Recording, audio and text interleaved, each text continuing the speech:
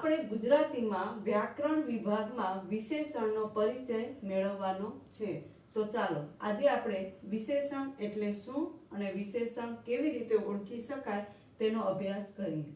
વિશેષણ એટલે જે શબ્દમાં કે વાક્યમાં વિશેષતા લાવે, જે શબ્દ વાક્યમાં વિશેષતા લાવે તે શબ્દને વિશેષણ કહેવાય।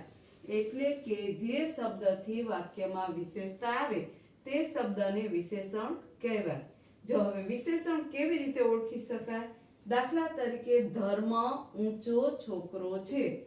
હવે આમાં આપણે એમ પૂછીએ કે ધર્મ કેવો છોકરો છે, તો કેવો પ્રશ્ન પૂછવાથી જે મળે તેને વિશેષણ કહેવાય। એટલે કે ધર્મ ઊંચો છોકરો છે, તો ઊંચો એ અહીંયા વાક્યમાં વિશેષતા લાવે છે, એટલે ઊંચો એ વિશેષણ છે। હવે વિશેષણના છે ને બે રીતે પ્રકાર પડે છે, સ્વરૂપની દ્રષ્ટિએ વિશેષણ અને અર્થની દ્રષ્ટિએ વિશેષણ। તો આપણે પહેલા વિકારી વિશેષણનો અભ્યાસ કરીશું। વિશેષણના બે પ્રકાર છે, વિકારી વિશેષણ અને અવિકારી વિશેષણ।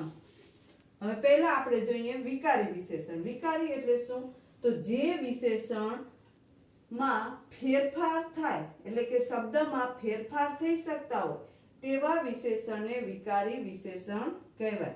દાખલા તરીકે સારું છે તો આપણે સારો, સારી, સારું એવી રીતે કરી શકીએ। તો આમાં જો આપણે બદલાવ લાવી શકીએ, સારો, સારી, તો આ વિશેષણને વિકારી વિશેષણ કહેવાશે।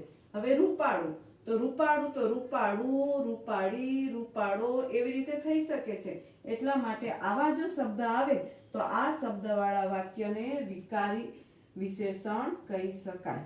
હવે અવિકારી વિશેષણ। અવિકારી વિશેષણમાં શું છે કે જે વિશેષણમાં ફેરફાર ન થાય તે વિશેષણને અવિકારી વિશેષણ કહેવાય। એટલે કે જે વિશેષણમાં ફેરફાર ન થાય, આપણે સુંદર છે તો સુંદરો, સુંદરી, સુંદરા એવી રીતે થઈ શકતું નથી, સુંદરનું સુંદર જ રહેશે।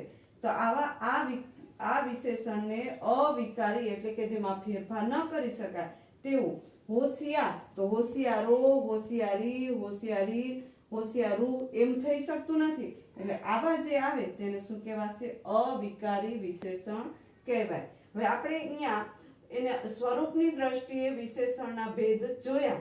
હવે આપણે બીજી વખત આપણે અર્થની દ્રષ્ટિએ જોશું। જો તમને આ મારો વિશેષણ વિશેનો લેક્ચર ગમ્યું હોય તો આ લેક્ચરને લાઈક કરજો, શેર કરજો અને જરૂરથી સબસ્ક્રાઇબ કરજો।